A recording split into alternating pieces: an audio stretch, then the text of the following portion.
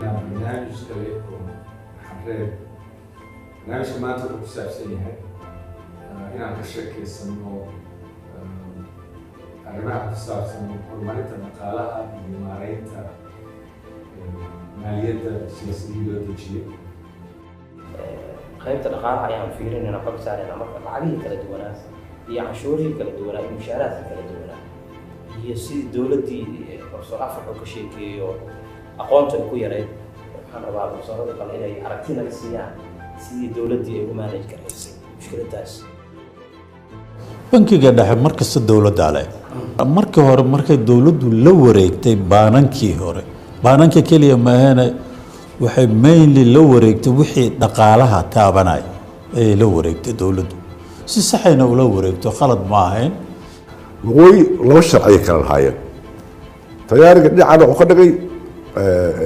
meel cariirsan oo la kontaroolo lacagaha baxaya iyo kulli waqooyi waxay iska ahayd meel xor oo qofku wuxuu rabo la siiyo in la mideeyo bashna loo geeyo annagoo laba dhina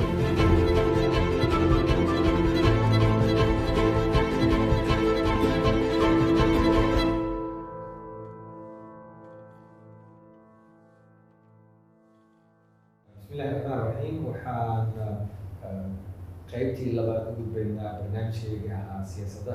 horumarinta dhaqaalaha iyo maaliyadda waxaan rabaa maadaama qaybtii hore aan badsanina waxaan rabaa soddonkan sano dhaqaalihiina ku dhex jirnay siyaasaddii maaliyadda xaaladday ku sugnayd iyo labaatankan sano oo lalahaa dowladnimada dib loo soo dhiso hay-adihii dowliga ahaa iyo qolooyinka la kaalmeynayo oo ahaa darbixiyaasha ahaa iyo sida loo habeeyey arrimahaas kan salmo kale dowladda Soomaaliya oo jirin sababtoo xamar baan ka hadlayna waqooyi marka waddanka sarkoon waqooyi ku jiray gobolada jiray dowladdu marka dhulkaasoo dhan dhaqaalihiisa hadda waxaan ka hadlaynaa guriga dowladdu deganeed waxaa qorshe laga sameeyey xamar taasaad ku darsanaysa markii la burburka u yimid dhaqaalihii maxaa ku dhacay maaliyadii maxaa ku dhacay labaatankii sano u dambeysay oo dowladda xilli raadinayana siyaasadihii la sameeyey barnaamijyadii la maanta joogo dhaqaalihii fayd baan qabtay waa Soomaaliya dhaqaalaha kuma xisaabinayn hadda badii xarunta maaliyadii qorshe u federal haddana waa naqli oo federalka waxaa loo fahmay dowladda oo madax bannaan ay tahay federal administration oo koobnaayeen federalka wuxuu political iyo social iyo xiga dhanba inaan madax bannaanahay camaliyada dhaqaalaha aad u sameyn karo dhaqaale midaysan kamida nooca socialist federalism kan ku fahmay aan federalism iska wada qaaday federal marka federal qabiilo hadana waa kaaday oo asugu dhaqaalihiisa waxay iska fikiraya sektorada marka isla socon karaan soddonkaasna waxyaaba horumaray sida competitionka gacanku u hayay yaa iska furmay sectorkan oo communication isgaarsiinta aad ugu horumaray boosta taleefanka dowladda sida boosta la timiyo inkastoo taas anaga keliya inaynu caalamkoo dhanba technological dhinaca sectorkaas uu horumaray aniguna waa ka faa'iidaysan bangiyadaa kamid aaday u bateen inkastoo weli bankiga dhaxo control xoog leh ku lahayn bankiya waxaa jira Soomaaliya ku yaalla laakiin xaruntooda ayna ku aadan muqdisho madax guud inay goor ku taala problema laakiin heer kuwaatarkooda cashuur kama qaadi shirkadaha isgaarsiinta malaayiin cashuuraha ku baaqato oo miisaaniyad dowladda la eg lagama qaadi miisaaniyad dowladda ay leedahay laba jibbaarkeeda camal waxaa laga heli karaa haddii toos loo cashuur lahaa isgaarsiinta lagama qaado meesha marka concept madaxa dowladda Soomaaliya ku haynaa laakiin caasimadda maamul ka dhisan oo halagu gaaro dowladda Soomaaliya laleeyahay waaye siyaasadda marka waxaa si unified oo qol qof ku matala ku jiro laakiin dhaqaalihi cid ku matasha milis dhaqaale loo midaysa Jubbaland dowlad mashaariic gaara kala sameeyo mashaariic iska madax bannaan iyo meelaha qaar iyaga heshiis kala galo caalamka cashuurtooda iyaga qaata iyaga cusub hal lacag kama jirto waddanka Somaliland lacagteeda qabtaa inta tiijiri iska baaba dollar iska dhaqan marka dhaqaalaha Soomaaliya hadda meel uu ku midaysan yahay jaantaa fogeeya laakiin waa uu dariiq in la hago waa tan dorseen loo xalinaa ka hadli doonaa marka dambe wax u baahan in uu maalinba qayb wasaaradda maalinka waa joogtaa si ada dekedaha waxaa loo baraa tariifada adiguna iska qaaday aan cashuurta la qaadaya dekedaha adiguna daarta iska qaaday bal aan midayno oo wax isla eg laga dhigo iyada waa talaab lagu fikiraya diyaarad barnaamij ahaa jiro iska aaday goboladooda installationkooda iyo hataa kala duwan qaar xamar imaam dowladda xamar ay ka jirtaa waxyaalahaas weli dhaqaaluhu waxaa maraysaa markaa dhinac fiiriso furfuraan iyo meelo badan wakti wada karooya oo horumar laakiin dhibka jira waxaa horumarkaas haddaan la miday lahayn haddaan la midaynin oo saa si ahaa asna waxaa talaadii soo maqsana meel ogaada sidaas waa bilaada waa siduu professor yaxya u sheega waaye dhaqaalaha soomaaliya dowladdii dhexe ee weyneed markay burburtay ay wax kastaba burbureen horta waxay taagan tahay ereyga qaarkii ma rabo meel cidlaa in wax laga bilaabo in laga bilaabo waa runtii professorku burburka dhaqaalaha xoogaa yar haddaan gadaal uga sii noqdo dagaalkii sokeeye keliya maaheene wuxuu ka bilowday lacagta lafteeda waxaan xusuustaa haddaad eegtaan waxay sixi doonaa professor afrax 75 76 mid ay ahayd ma xusuusto kunkii shilin ugu horreeyey oo iyadoo aanan loo haysa waxaa la sameeyey inflationa la abuuray dowladda lacagay daabacatay ayadoon u haysan reserve ma haysanin lacagay u baahatay waa iska daabacad waa garan kartaan marka lacagta economista wadatiin oo consequence ka imaan kara waan xusuustaa haddaad aragtid kunka shilin numberkiisu cas yahay nambarada casa waa lacagtii abuurtay inflationka soomaaliya inuu ku bilowdo 75 76 bilowday waagaas la sameeyey sidii horta dhaqaalaha burburkiisa markaas uu soo bilowday maxaa lacagaan loo haynin lacag sustain garaysa haddaad sii daysaa dowladda dhexe samaysatay bankiga waa la xoogay amar baa la siiyey waxay ku qurux badneed guddoomiyaha bankiga inuu diido ka horsaa macal waa hay-ad madax bannaan halkaasay ka soo bilaabatay burburkii markuu dhacayna waa isku dhex yaacday bahashu inta burburka uu jiro idil lacagtii hore keliya maahayne lacag beena ayaa la wada daabacday dad ganacsata ay samaystay ilaa yowmana haadaa la daabaco marka waxa weeye lacag beena aan haysanin meel aanu ku tiirsanayn si loo xalliyo bankiyada yaqaan waa dhibaato as an economist waa qiyaasi karaa xalliga meeshuu aadi lahaa laakiin taasi dhibaato weyn ay la timid sida uu sheegay professor yaxya waa sax waxaad moodaa dowlad markii laga hadlayo xamar keliya inaan ka hadlayno dowladdu waa tii waddankoo dhan ku fidda wey federalismka aan qaadanay maba naqaanba federalismka noocee waxaad umtaa federalism qabiila runtii waxaad arkaysaa maraykanka markaas soo qoysa federal government waa dowlad ugu weyn adduunka gobolka ugu dhaqaalaha badan adduunka california wey waa la yaqaan california governor inuu baxo dowladda australia wax lama soo saxiixan karo absolutely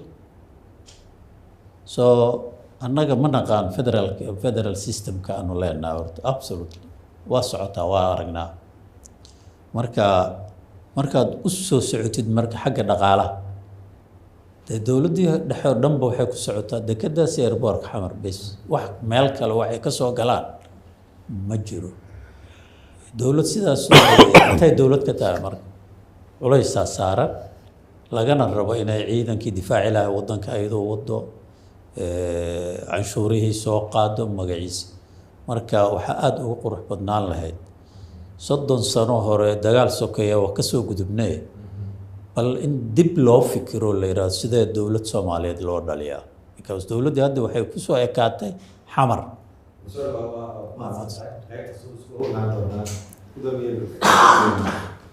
والله صدق حسن والله horta soddon kaasar wixii dhacay horta waa la wada ogyahay nimanka hadda dalka maamulo boqolkii 90 soddon kaasar ka hor waxay ahayd ilmo dhindhoo 10 jir ay ahaayeen mulqo ayaan mulqo marka daba professorka aan weydiiyo meeqaa jirtay 91 10 sano waxaa waaye dadka u waaweyn ku jiraa 40 jir waaye practical marka dadkaas loo ogyahay wixii dhacay laakiin inta badan waxay ogyihiin in Soomaaliya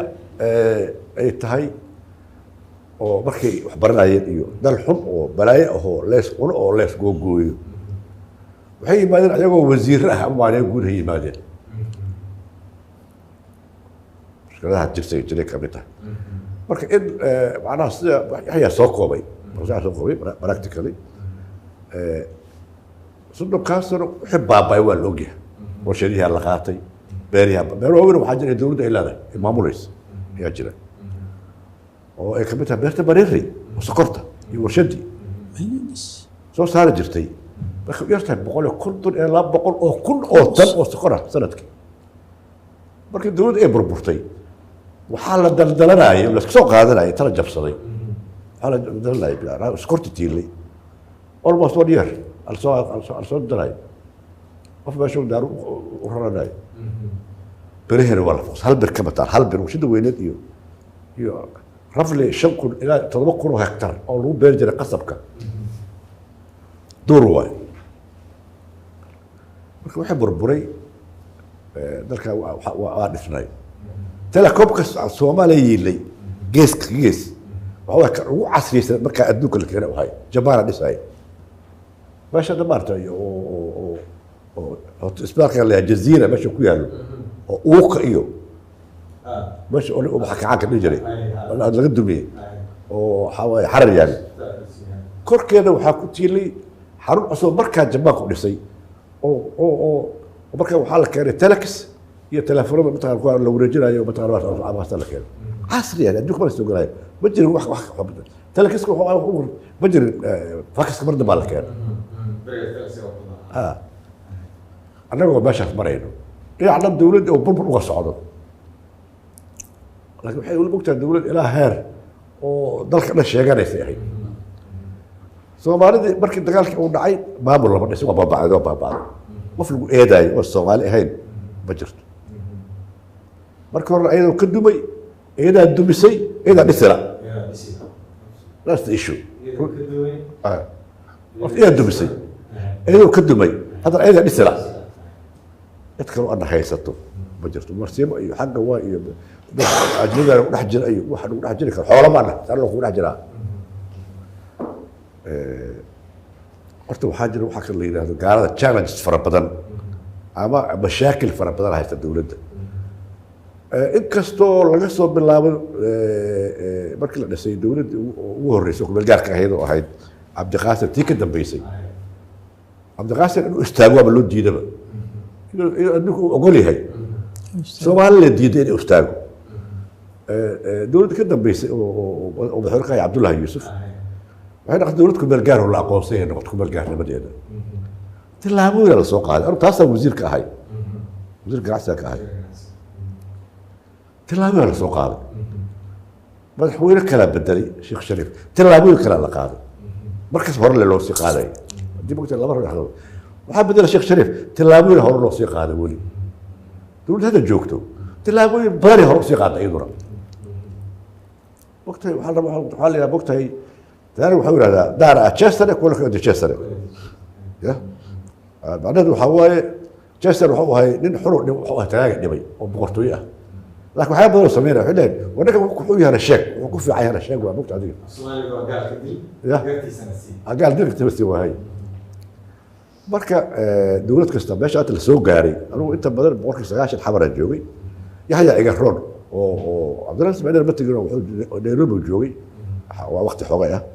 لكن يحيى سوس 100% واي سؤال ده يا سؤال ايوه اساسا سي دولار ayaa waxaa lala yaabaya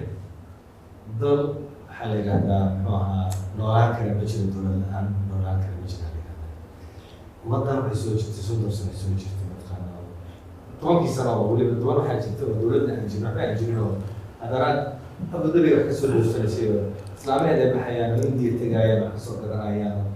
xun socdeen laakiin waxaa kasii yaaba dad waxaa weeye adduunyada yani hay-adaha maaliyadda meeshay ka baxaan waxaa loo haystaa nolol meeji dalkan dollarkiisa iyo poundkiisa iyo Kenya shilinkiisa iyo kan Ugandeska iyo kan Sacuudiga iyo iyadoo bangi dhexe ay jirin ayaa haddana waxaa loo helay qaab lagu kala bedesho waxaa jira dad ayagu laba si u shaqeeya oo lacag la helay oo private ah dadkaasu dhinac waa speculatories waay laakiin dhinacay waxay ka yihiin very positive oo ka yihiin wax waxtar weyn leh ay ka yihiin waxay ilaaliyaan ayagoo dhaqaalahooda ilaashanaya waa group ganacsata ah waana waxaan u bixiyey ganacsata aan xuduudka lahayn sida dhaqaatiirta aan xuduudka lahayn camal meel kastay joogaan waa isku dan marka laga reebo Somaliland oo lacag gooni ah samaysatay in shilinka ay ku hayaan heer oo mataqaana macquul ah ay ku hayaan oo kula falgalo lacagaha kaloo qalaad oo kula falgalo waxaa haya ganacsato saldhigooda bakaaraha waa marka doorka bankiga dhexe kuwaasaa qaata ma yeelayaan ayagaa ilaaliya lacagta si ugu suura gasho ayagoon awood haysanin ayagoon kaafiraada dowlad madaxda ahayn ayagoon badri maxaan ku rahdaa aqoonyahano tiro badan ay u joogaan aan lahayn sidee u xakameeyeen lacagti dhaqaaley haystaan rational waaye aqoon baadiisan hadday rabaan laakiin waa taqaan rational waxay og yihiin lacagta hadday baabado hantidu inay baaba'ayso marka qaar waxay ku shaqaystaan karansiga waxaa jira banaanka waxaa dalkan wuxuu ku socdaaba waxaa la yidhaahdo lacagta dibadda laga soo diro oo qoysaska lagu qaalmeeyo lagu qiyaaso over 1 billion lagu qiyaasaa lacagtaas marka inaysan noqonin maaragtay awooddeeda wax iibsasho ama kala bedelasho aysan isbedelin ayagaa dan ugu jirtaa ma aha inay bulsho u dhaxaayaan ayagu ganacsato waay marka waxay ilaalinayaan raydka oo lacagta imaanayso iyo shilka ay ku bixinayaan waxaa jira ayagaa dib u soo gata haddana mar kale isla iyagi leh marka iibsashada inta badan waa ilaaliyaan muddo yaruu faraha ka baxaa waa soo celiyaan ayagaa soo celiya marka mogtahay waxaa lagu kontrolaa sarifka iyo lacagaha marna lacagaha suuqa la gelinaya marna suuqa laga soo gadaa hataa waa ka soo geli jireen lacagaha la daabay ganacsataa joogta ya markaa ganacsataa joogta waxaa leedahay waxay kaloo gacanta ku hayaan maareynta sarifka gacanta ku hayaan ya yaa gabanaba yaa gudoomiye waa bangigaas guddoomiyey leeyihiin danahoodaan u guddoomiye ah interestka ay leeyihiin oo ay isku og yihiin waa inay dhaqaalahooda xadhibtaan imisay ku qaadanaysaa dowladda Soomaaliyeed inay soo wareejiyaan su-aal kale waaye hadda cabdullaahi aaba sheegi doonees sheegi doone waddanaan dowlad ka jirin haddii hadda faransa systemka burburo waa la isku cunaa Soomaali inta anaka nooleen ma noolaa kara jarmalkaa la dhigtaa waa la isku cunaa anaka maxaa badbaadiyo maxaa qaar waxaa jira xumaantoodana leh wanaagooda leh Soomaali individual individual ma ahayn iyaga hadda qofka tagaaniga waa kii gurkiisa lagiisi qabiil wuxuu leeyahay ku jirto dowladdaas waa hadday ka dunto waa dhamaatay anaka Soomaali waxaan lahayn dowlad hoos oo qabiilkeeda dowladdu kor ma dhunta qabiil territorial oo isyaqaano culumadiisa loo ganacsiisan amarka hore isku beertiin ninka bakaaraad jooga hadda iyagaa maamulo suwaxdi taara waa soo dilaa sarifku ma mara ilaa nariwa laga waa inta rabaa baylaw ma tigi karaa afar qof baa masha waa malaayo banki inuu samayso dowladda ugu horeyso caalamiga banki ay samaysay lacagta maqneeday keentay waa socwa ilaa hadda bankiga dhexe suwaxdii lacagta gaargacan ku qaadaa bakaaroodka waa soo sariftaan iyagaa dibadda tilmiya iyagana qolo walba deegaankeeda xajis iyo kelima boosaasi joogo waa isku xiran yihiin kuwa jooga kismaan waa isku xiran yihiin kuwa isii u jooga waa isku xiran yihiin kooxdaana madaxa marka laakiin mid walba markaa fiiriso bayskiisa dowladeed waa karaan territorialkiisa meesha qabiilkiisu uu joogo xooggeed ka fog kara kadib waxaa midaysan sida professor Fauci waxaa la yidhaha nin madaxweyne ay leeyihin waxaa la yidhaha murtadan maxaa noo dan danta qaranka iyo danta qabiilka waxa uga weyn oo markaa dantooda shaksiga laakiin dantoodii dhaqaalaha waxay arkaan noo naqatay badbaado bulshada ay noolaato laakiin waxay noo naqataa dad inaan dowladu samaysan karin iyada waa la mid kale karaa marka dhinaca waxay ka tahay hadda waxaa laga soo diraa adeeg saacad gudaysa taraafka lagu soo shubo iyagaa suura geli laakiin ma ogolaanaya in dowladdu waxyaabaha soo dhan ay la wareegsiiyo waxa weeye soomaalida waa ummad a nation ayaan dhihi karaa waxay leedahay qabiilka ka sokow dhaqan adag ayay leedahay soomaalidu ayadaa isku dul nool waxaa badbaadada keenay soomaalidu waa isku dul nool qabiil keligii meel wax u samaysan karana ma leh soomaalidu qabiil waa isu taqaan haddana waa isdhashay mid jooga saylac ayaa abtigii wuxuu joogaa raaskamboni waa inuu masruufaa waa inuu wax siiya waa abti relationkan dhiiggaana soomaalidu dadka kale way iskaga dhow yihiin oo waa nation ishaysta homogeneous ah dhaqan ahaanna ka duwan dadka kale waa dad isnooleeya isku xiran waxyaabaha badbaadiya ugu weyn taasay ahayd ilaa maantadan ay ku dhisantaa wiilka jooga bakaaraha wuxuu ka warayaa abtigii oo jooga boosaaso ganacsigana uu iskugu xiran yahay dhinac kasta iskaga xiran yahay mid kaloo somaliland jooga hargeysu jooga waa isku xiran yihiin marka waxa weeye taasaa badbaadisay soomaalidu dowladnimadii waa dhuntay laakiin shacbigii kale ma tegin oo saasuu iskugu xiran yahay waxyaabaha ugu weyn ay soomaalidu kaga duwan tahay dadka kale waa taa waa sidaad professorku u sheegay dadkaas waa dowlad ku nool dadkan ayagaa isku nool intaasaan ku dari lahaa qaybtan waxaa ka soo aragay iyadoo systemku uu furfurnaan dhaqaale yahay inuu gacanka la wareegay oo dowladaha laga dhigay burburkii aan dhacay dagaaladii sokeeye professor yaxya ayaa sheegay dadku qof walbo meeshuu joogo hawshu kasii bilaabay professor afrax iyo system furfurnaan loo qaatay laakiin dowladda markay soo laabato waxaa weli ka muuqda qaybo badan in systemkii gacanka weli uu shaqaynayo oo yani meeshaas miyuusan ka jirin isku dhac oo maalan tusaale markaad fiirisid systemkii shaqaalaysiinta oo kaleeto oo dowladda shaqaalaha systemkii oo shaqaalaha haysta dowladda gacankii u qaadan jirtay mushaaraadkii gareedyada sida shaqaalaha ay u kala ahaayeen sida waxaa la dhihi jiray meelaha qaar monopoly inuu ka muuqanayo inkastoo dowladda xisaab ma dhihi kara laakiin haddana marka systemkii dalku oo dowladaan sheegayna dadku waa dhaqaala furfurn ay qaateen dowladdu ma hanti wadaaga mise waa kapitalisti xaggee lagu kala wareegay burburka kadib taas professor afrax hadda kaaga jooga wuxuu ku yiri dowladda wada muuqaha joogta ilma saqiiraawada madaxweyne ra-iisul wasaare waxay jiro waxay gacanka isla ahayd waxay ka horreeyeen moog waxay ka dambeeyeen waa haddii la koobsadeen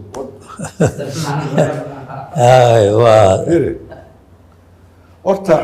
shaqaalaha darajooyinkooda dowladda gacanka waxay ka dhexshay dowladda lixdanka waxba bedelin a b c d waxaas ahaayeen canshuurta markaas ka dhashay canshuurta shuruucda baa la improve garayaa la garayaa waxaa kuu soo haray qaabka shaqasiinta oo gacanka u qaatay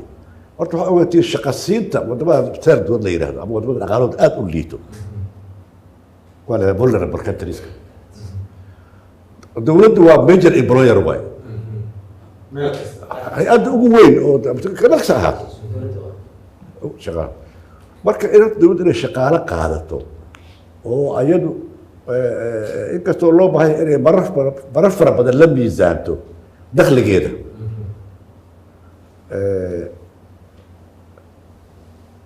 haddii marka aysan shaqa siinu jirin private sector absor dhuuqi kara ama shaqo sii kara labor force ka jira ama ha ahaado mid wax yaqaan ama ahaado mid aan wax aqaanina ma jiro oo private ma jiro marka dowladda intay qaadi karto waa yar tahay intii culayska ahoo mushaharka hadda waqtigaan waxaa laga kabaa dowladda servicekeeda la kabaa shaqaalaheeda la kabaa hadda mushaharkeeda marka kama hadli karo development marka كيف بجرب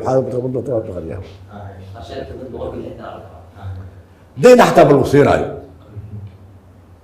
والمرة شفت أنا بس ياسر وليس إنه صاروا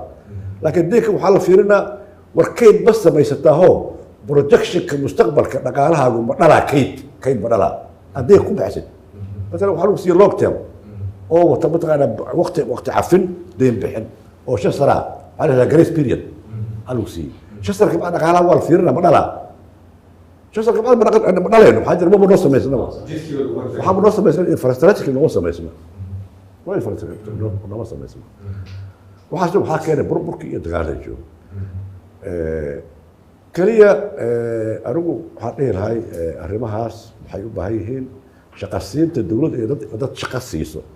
والبعد وحوا عيدا مو أيار روبا دي وتبتغل عيدا أمني وحوا هي عيدا العيدا الغروب هي أمني هذا روح كستو حاف فروة وربا برشو وربا نقالة وأمن الجراب أمني وحوا هي عيدا نقالة وبهاي مرك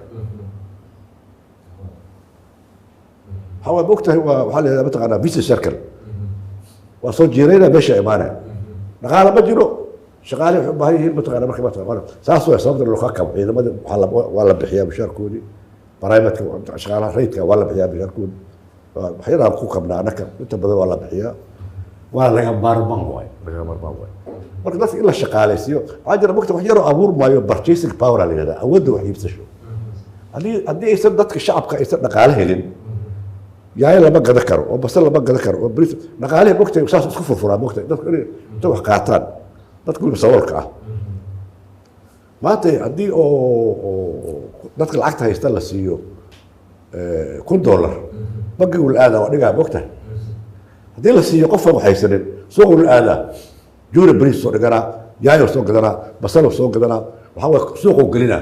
circulation ee gelina lacagta dhaqaale inta mishiinka dhaqaaqa marka dadka la shaqaaleysiyo good policy waaye mar badan waxyaabo aan laga maarmayno waxaa jira oo la sameeyay oo kamid tahay markii mashruuc la sameynayo masaka waxaa la fiiriyaa mashruucaas anagoo kale waagi hore waa la sameyn jiray hadda lama sameeyo inaan la sameyn mashruuca capital intensive waa mashruuc mataqaana machinery iyo qalab ku shaqeeya inaan la sameyn hadda kadoo kale waa la casriya waa loo baahan yahay laakiin 10 kun oo shaqaale ah oo mid kasta mataqaana maaragtay oo xamaalata ahayo xamaalata ilma badayhin aad ilma badayhin لو ليه هاي قلت عليك ولا تبقوا او بتورك سوق بقول كلاش الراشد باش قلب على كده لكن مثلا العصريه ولا بهاي وحنون واي بوقت برك خاركو حنون واي سياسه هاي كده كورة سيرة هاي بكل جار ترى ويديه انا كو هاي ترى انا بس سمعنا اي وحاب مقاطعه سؤال سوق جدا nidaamkii dhaqaale nidaamka furan noqday laakiin dowladdii waxay tahay dowlad wax walba isku soo koobaysa dadka isku soo koobaya oo hogaaminaya dowladda dadkii wixii hore yaqiinadadaan ahayn baa meesha jooga ama dad waxay yaqaanaanba tii hore tahay see la isu waafajinayaa mataqaanaa siyaasaddii maxaanta dhaqaalaha furan iyo siyaasadda dowladda hogaanka gacanta ay ku haysay see la isu waafajinayaa principalka waa dhisan yahay wax kale market economy dhaqaalaha furfuran mabda'a dowladdu kaas way hadda way hadda bar waa hayba si kacaanka u tagay iska furan yahay kaliya sida u dhaqdaa mid dhaqangal ah oo waxtar ah sida u dhaqdaa waa su-aashu dhaqaalaha waxsaa sheegaya waxaa jira problems fara badan badarka laga soo saaray laga soo saaray baydhabo markay soo saaraan ladaasay 5 kintaal ama 6 kintaal oo bisaga ah 3 kintaalay keenaya suuqa si waxyaabo kale u baahan u gataan saddexna waa duuganaya saddexna waxaa suurtay inuu suuqa soo ku keeno inuu laga qaado dabal juurigi كان سيلو ليه ولا انت بدل 10 ahayd horta waxaa waa dhaqaalaha challenge-kaas fara badanaa jira wax soo saarka beeraha xoolaha name it problemkaasaa dhaqaalaha haysta oo burburka loo aanay karo burburka guud oo dhacay ha loo aanaa kara dowladda ayo in la dumiyo sahal waaye in la dhiso intuu teegtaa dal in dib loo dhiso laakiin waxaa waaye meesha waxaa jira dadka ka fikiri lahaay dadka dibadaha ka yimaado hadda aqoontii iyo waaye aragnimadii hadda ma jirtaba laakiin aqoonta inta badan waxay gashay oo akademikada ahayd jaamacadaha iyo aqoonta kale run iyo beenba dadka banaanka diaspora gashay inkastoo been badan ku jirto naftooda markii asaga la keeno la yidhaahdo waxaa tahay ama wasiir ama maareeguud wax uu ka duwan yahay gaal la soo karaystay ma jiro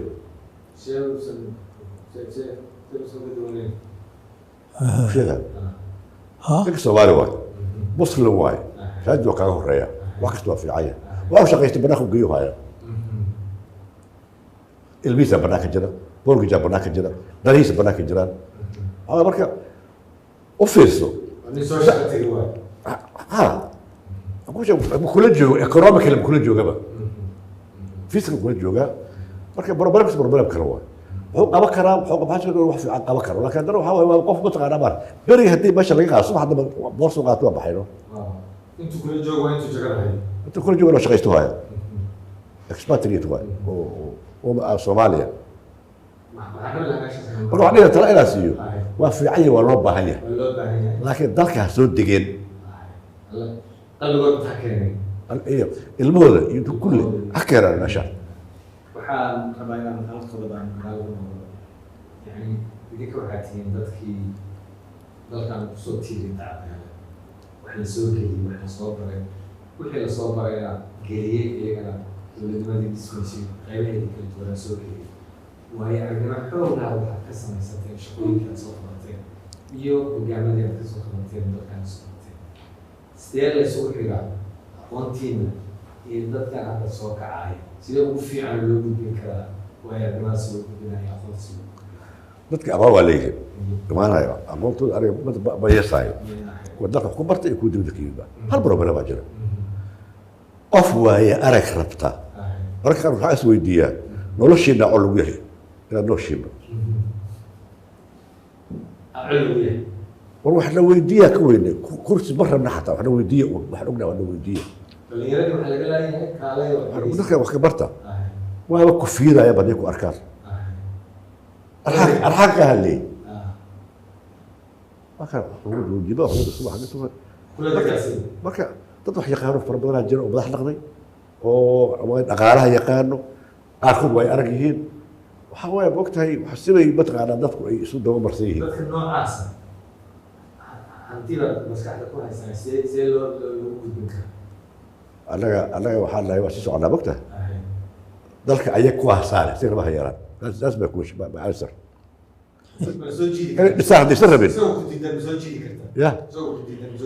ma rab yaa ku leeyahay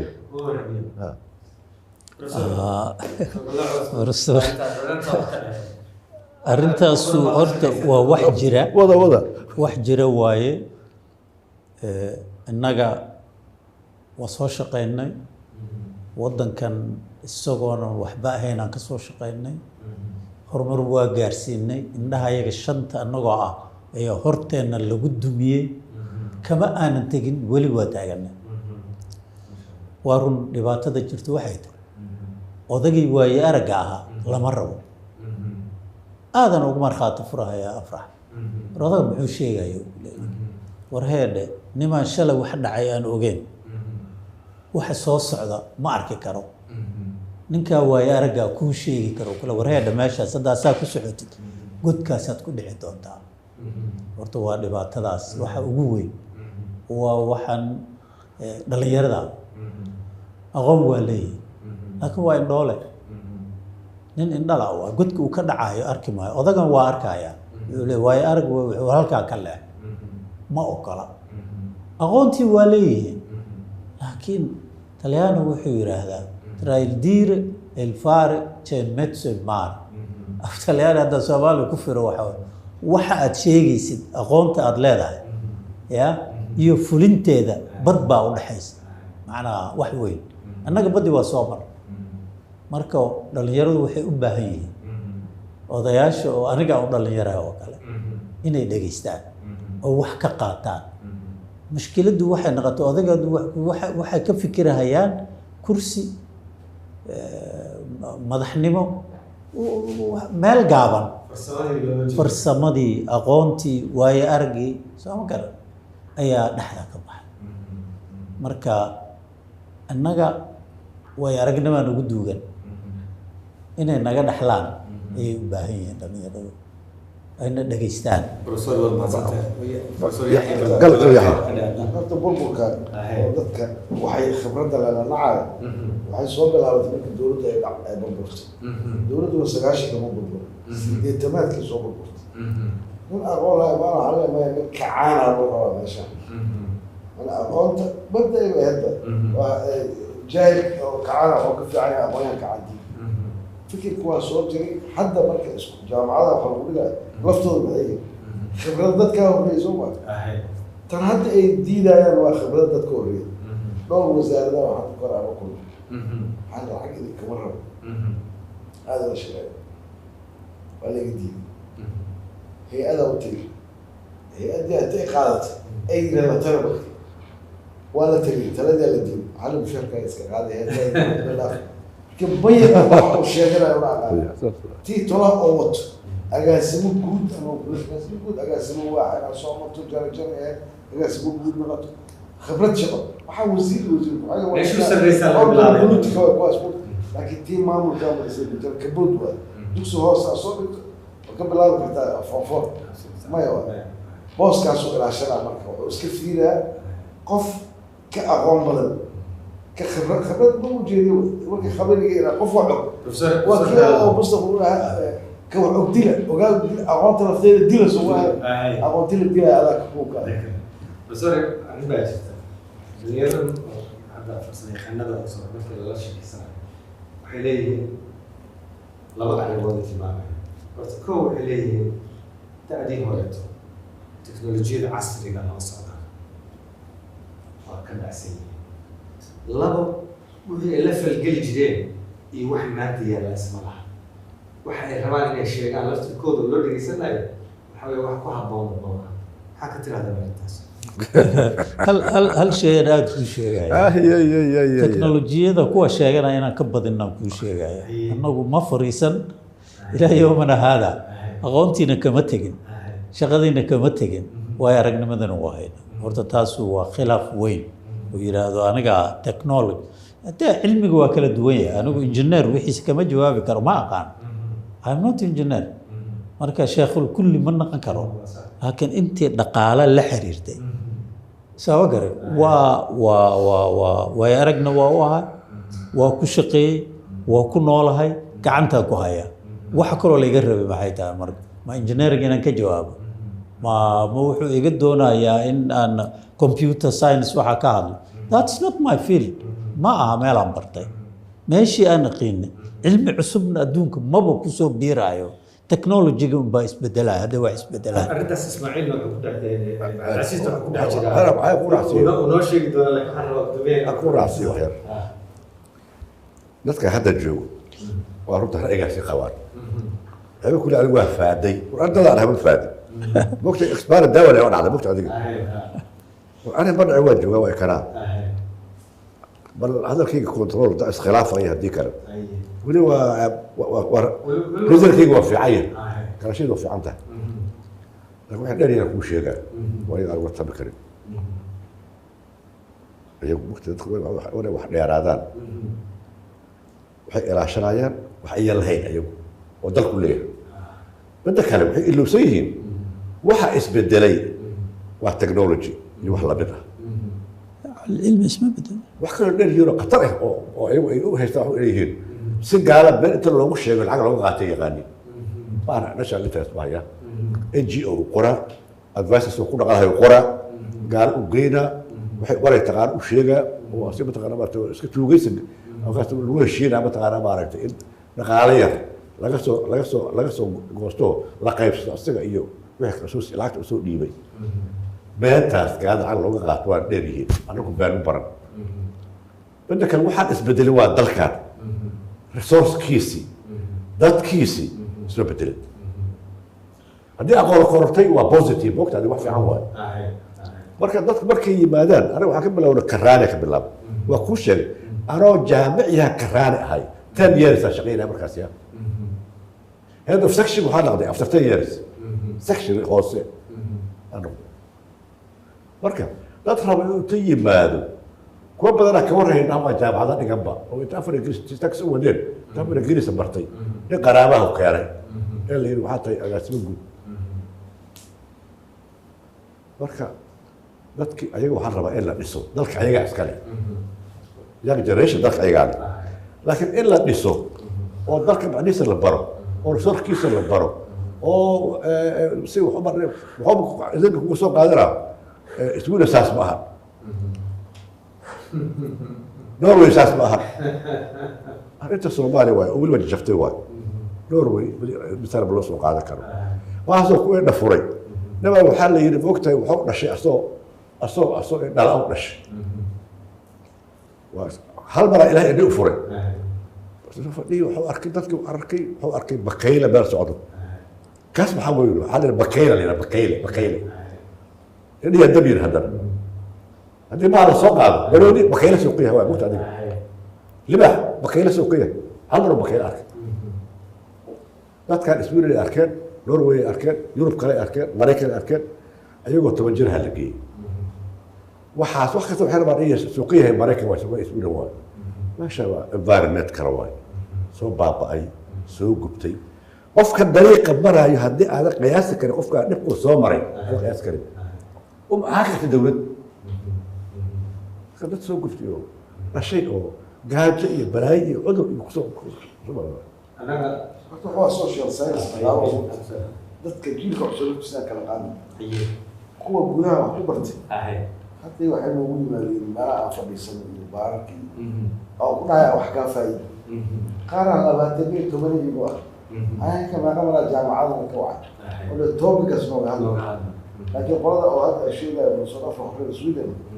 maba laga yaabo in gobol kiis ma fahmaysin garow wala haduu ku raa expire جنبه كفاية إكسبار كده نحس إنه مسيح مو بكي وحو إكسبار كيه حالة صومالي وكهرب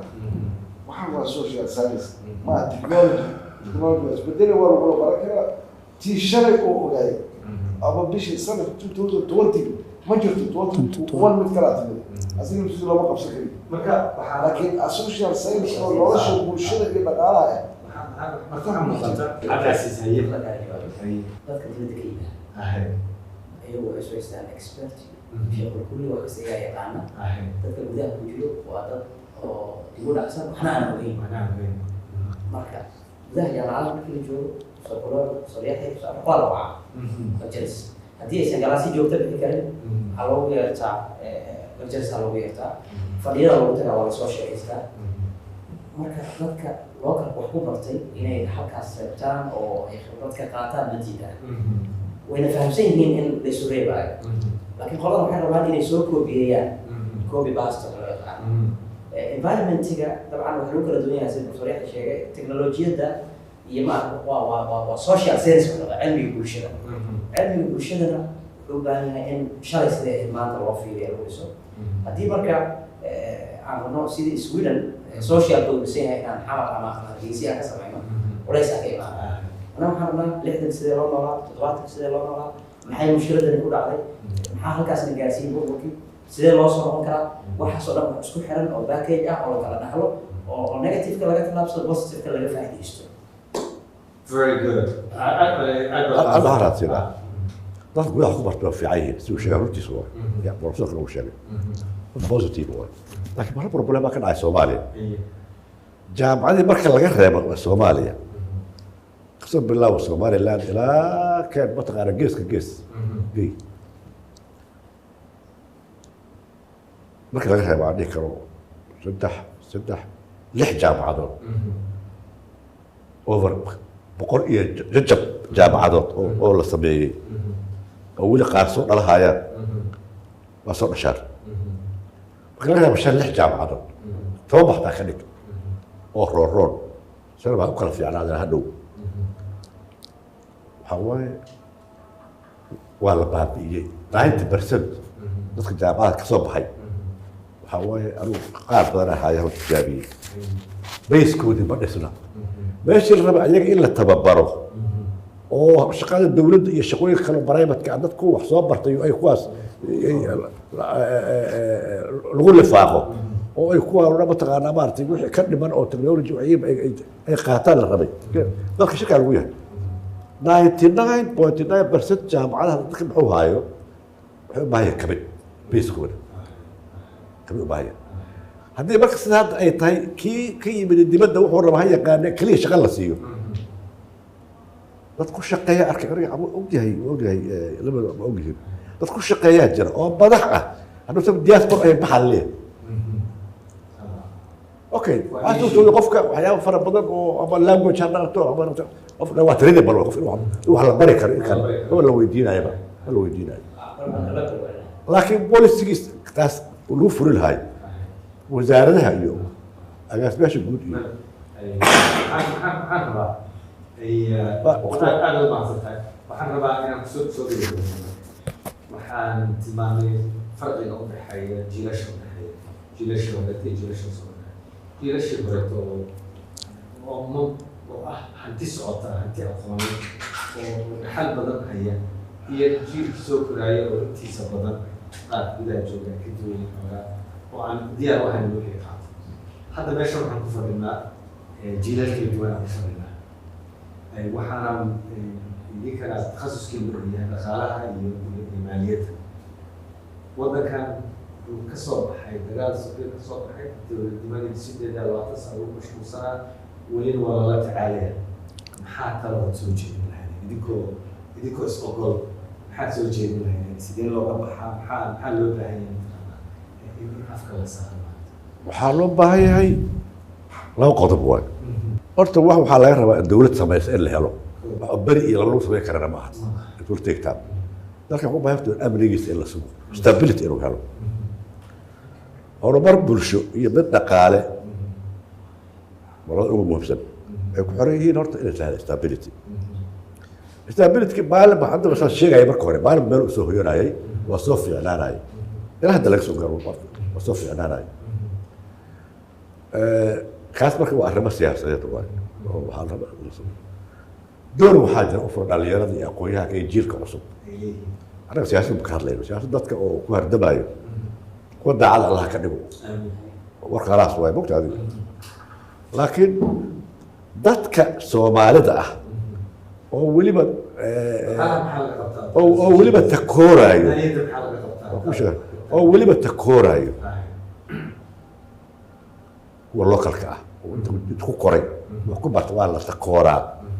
takoora ku socda xun weliba lama tixgeliyo oo waxay u baahan in tababar la siiyo oo jaaris la siiyo in shaqooyinka ayaga haddii meel la qorana mataqaanaa maarta meel inta la isaga tuuraa laga tagaa waa dadka berita mataqaana socon lahayo agaasimaal noqon lahayo mogta adiga midda kale dowlad waa establishmentka dhexda oo kasoo bilow agaasimo guud kasoo bilow waxay ka hoose waa dowladdu wasiir ku-xigeen maaha wasiir dowla badna dowlad waa midaas markii la bedelayo agaasimo guud waa inta reason anaa imadoo ku bedelay dowlad badhaleys abadkeed la arki maayo dowlad waxaa jira arkiibyadii dowladdu waxaa waye agaasimayaasha guud waay wasiirka yimaado waxaa raba ka qaato reference waxaa jirta awal waxaa laga ogtaa aan qabiilka ku qaybsanno qabiilka siyaasadii la geliyey siyaasadii qabiilkii kore joogto waxaa lasoo dhexgeliyey maamulka dowladda lasoo dhexgeliyey adoo agaasimo guuda ayaa waxaa la magacaabayaa nin kula qabiilahoo agaasimo guud meelka dhimo ay labadiina ma joogi kartaa labadiinana waxaa laga yaabaa in laydin wada baahan yahay qofkii waxaa leeyahay waad ka degaysaa adiga maxaa jira reerkaaga waxaa qaatay hebel baa qaatay waa abuse lagu sameynayo haya 4.5 nafteeda mataqaa alla kufsaday waxaa jira qofka haddii loo baahan yahay waa inuu joogaa meesha looga baahan yahay loo fiirin haddii mataqaa haddii wasiirku kaasado qabiil aan laga helaya qof fiican ma jiro so ana been waa qabiil kasta qof fiican oo aqoon-yahana waa laga heli karaa laakiin nin meel jooga haddii mataqaana maaragtay oo agaasimo kaloo fiican la helo ku habboon afar dhakhtaroo wax qasho fiican haddii laga helo hal isbitaal waliba loo fiirihaa anaa leegihaa miyaas ile kaala qal ciddaa ka maqane ma haysiin horta taladii baan rabnaa inaan see xal loo gaaraa see xal loo gaaraa dhaqaalada intaa magaa laba shay qofka lagu dareemo haye bulshada in kalsooni la sameeyo horta dhexdeeda kalsoonidaas waxaa ku imaanaya cadaalad qofka hadduu cadaalad dareemayo nabadgelya ma wada sii gaaraya haddaan cadaalad dareensanayn aakaa waa yaala haddaan cadaalad dare dareemayso nabadgelya maba sugaysidba intaas tan dhaqaalaha sector kasta magaalo kasta wax kasoo baxo in wax lagu celiyo dib looga celiyo haddii sacan aad caanaha ka listay hore sida balka ku dhigan hadda caanaha labaad ku dhalaya inta waa la leesoohayaa iswidana loo qaadaa caanaha caanaha si laga lesay ama dekeda lacagta laga helo dib loogu celiyo magaaladeeda dadka cashuurta afkooda laga qaado afkooda ku naqan waa inuu dareema boqolkiiba boqol baa qayb kamid a inuu kusoo naqan oo horu baraa laakiin haddaan dib loogu celiyo wax jeebkay ka baxay bishii dab jeebka gura lacag kasoo bixi meelaha haddaan cadaalad dar la dareemo dhaqaala ma imaanayo nabadgelya weligaa ma sugaysa kow waxaa jirta qofka duu cadaalad dareemo oo ogahay xataa u leeyahay inaan beri heli doono cunkeedu jaamacadda inuu wax xaq u leeyahay shaqo u sheegay heli doono bas igaa qaba kalsooni ku shaqeeya marka cadaaladdu waa asaas cadaalad dar aad dareemayso nabadda sugmaysa dhaqaala toosana sugmaysa runtii dalkan si xun u burburay innagaa gacanteena ku burburinay 30 sano qaatay in dib mar dambe bal lagu fikiraba in dalkii dal dib u soo noqdo waa la dadaalay hadda ma lihin meel cidlaa ayaan fadhinaa ma lihin madaxweynuhu ka dambeeyey shaqada ay ka dambeysay wax unbaa soo sameey buluketiya la saarahay hadda meel baanu taaganahay marka halkan in laga dhaqaaqo ayay u baahan tahay kow shayga ugu weyn uu dhaqaalaha ku kici karo waxa weeye in sida profesorku sheegay kalsooni shacabka inay helaan marka ninkan canshuurta bixinayo inuu u fahmo lacagtaas laga qaaday in wax loogu qabanayo shaki weyn baa ku jira dadka way adag tahay anigaa canshuur ka shaqeeya ninka markaad canshuura lagaa rabaa tiraahda wuxuu noqonaya dhuraa waa ku adag tahay inaad ku raxid kalsoonida ugu weyn waa taa uu dhaqaalahana ku shaqeyn karo ta labaad waxa weeye maamulka waxaa loo baahay maamul fadhiya ayaa wax wada maamul maalin walbaba wasiir la bedelayo maalin walbaba agaasimo guud la bedelayo maamul ma ah waa in la helaa maamulka in la dejiyo uu fariisto mainly waxa ugu weyn waxa weeye shaqaalaha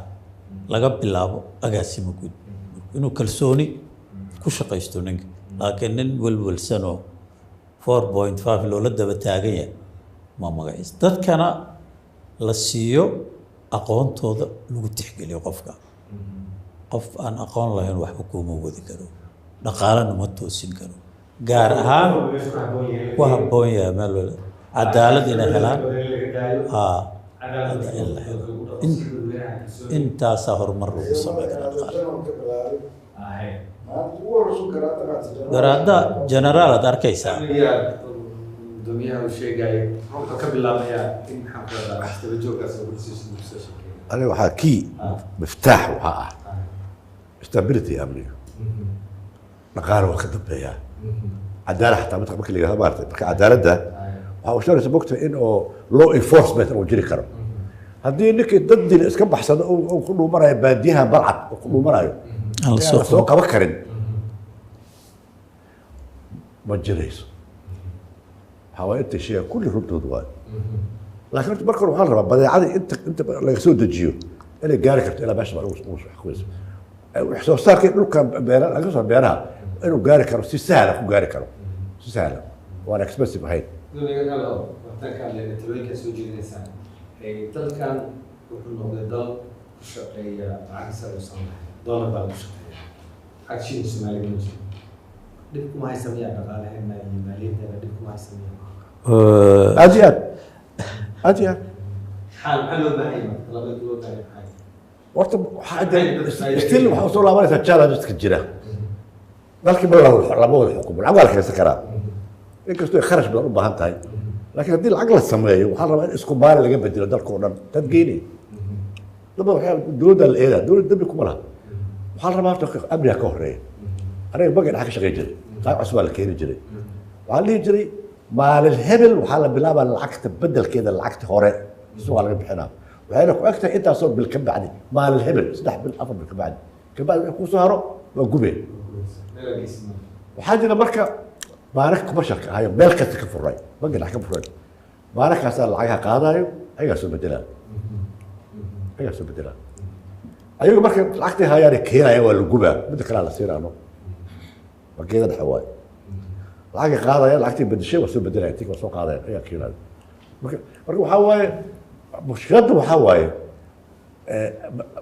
dalka wuxuu u baahan yahay dowlad bedaysan oo geeska gees xukunta oo meel kasta dhinacaana maaragtay mas-uul joogo oo tuuga lasoo qaban karo oo qofka baxsan lasoo qaban karo oo meesha waxay u baahan tahay stability iyo amni oo waxay badeecooyinka isdhex mari karaan dhaqaale kaas waayo infrastructure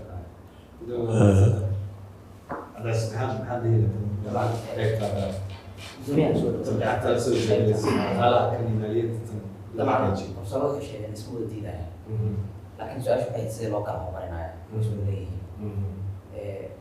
قالوا هم كذا سدح شيء وسو صعب مسألة كلام midkoodna hadduu baabo aan labada kale aysan jirin waa dhaqaalaha waa siyaasadda waa socialka waa bulshada waa dhaqaalaha siyaasadda saddex lug oo wareegsan oo circle ka dhexeeya haddii aan siyaasadda fiican lahayn oo politicalka oo stability uusan noqonin socialkana bulsho dhisan oo fiican oo aan istakoorayno qabiil aan isku diraynin dhaqaalaha u baahan halkaas laakiin haddii saddexdaani midkood u baabo dhaqaaladaa dhisto laakiin bulshada ay baabaysan tahay ama labada kaa dhisto oo ay siyaasaddu kaa baabaasan tahay siyaasaddu idaa la degaysa intaba saddexdaa markii la helana waxaa halkaas waa inuu ka dhashaa marka cadaaladda bulshada baa marka cadaaladda maxkamadaha ka yimaada qofku markuu cadaalad dareemaayo dibadsoreexa ka hadlaahay aniga ilmaha aan dhalay inuu beri waxbarasho inta helo shaqana heli doono markaan kalsoonidaas markaan qabo meel ka dhalatay كلمة عدالة ممكن أن تقبلنا أن يأتي إلى محكمة تكنولوجيا كخار لكن هو social justice كان هي قبل العدالة وقارة المحكمة لها ما كسرت الناس ما كيس باستلام أي نقارة يهرمر يطلقوا هذه العام هذه أنا كنت أقول في العقد البروفيسور كان ليه العقد ما كي نصنعه وشيء البروفيسور كان إن ما كي برنجيرة كوميرشال كي ولا بدلاهي مشكلة هذا القابسين يسحوا قال لا تقول لا ممكن أن كوبينا دابعنا مركب ما قف ما نسمح كوبينا دابع بدل يسمع العقد مركب سير العقد وصل هنا يدو على ممكن أن يحتمل كذا عدة جديدة عن الأخبار اللي قبل كذا العقد قيمية اللي بالو إلى كذا مركب إن العقد دابع وحاول قريبا إشبالات الدولة دي حول هاي سوق بكرة بالشكل سوق بكرة أو بقايا والله دري كرو نقدر سوق بتو dowlad waxaa loo baahanyaa dowlad midaysan oo awoodeedu dalkoo dhan uu ku fidsan yahay lacagtu macno male waa la daabici karaa xaansho waay laakiin waxaa ka horeeya shuruudo fara badan ayaa ka horeeya oo dowladnimada ku xiran sama garan lacagta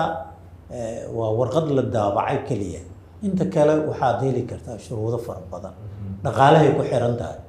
dowladdu waa inay kayd leedahay ma aha lacagta lacag ilaalisay u baahan tahay otherwise lacag ma jirto tan suuqa laga daabacaya iyada su'aalay noqonaya kow baananka sidoo hadda uu sheegay gudoomiyaha waxa weeye waxaa loo baahan yahay all regions goboladu stateskoodii ayuu bankiga waa federal waay ma aha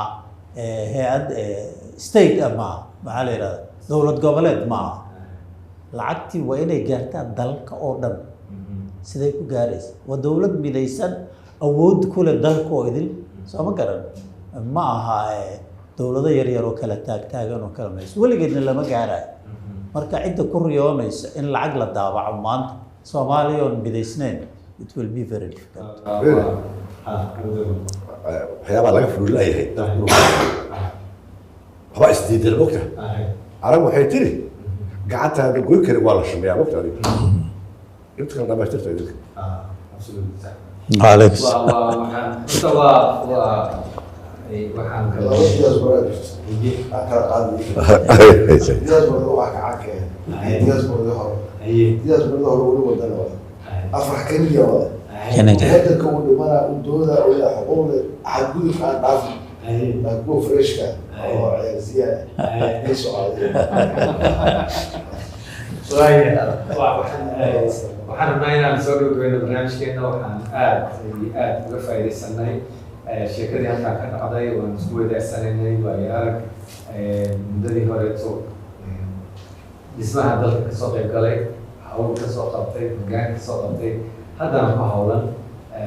iyo jiilashii dhexeeyey oo 80-yadii iyo 30-kan sanaba ku hawlanaa waxbaridda iyo horumarinta fahamka dhaqaalaha iyo siyaasadda maaliyadda waxa ay waxaan soo gaarnay gabagabadii soo gaarnay waxaan aad uga mahadcelinayaa professor qalooco professor afrax gudoomiyaha bangiga professor yaxya iyo professor cabdicasiis intuba waxaan rajeynayaa doodan in jiilka hadda jira aad uga faa'iidaysan doono insha allah waxaan sii wadi doonaa fursado kale aan heli doonaa aan ku kala nabadgelyo